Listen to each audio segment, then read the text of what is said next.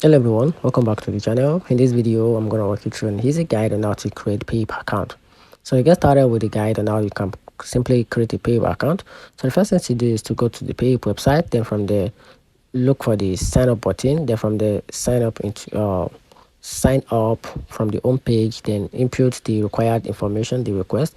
Then after that, provide your email address and your password. So whether they confirm, you have to set up with Google or Facebook. So if you prefer, you can use sign up with Google or probably sign up with Facebook instead of manually entering an email or password. Then once that is done, confirm and create an account. So once you have filled in your details, click create an account. Then you have to validate your email if required. So check your inbox for a verification Gmail from Payhip. Then open it. Then from there, click the confirm email button to activate your account.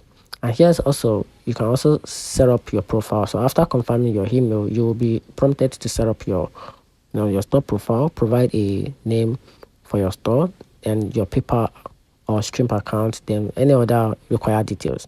Then after that, you can also set, or you can also set every other important things like you had your product, your price, your design. You design your store, and after that, you can easily start selling. And that's it. Find the video helpful. If you did, turn on the notification button and subscribe for more. Thanks.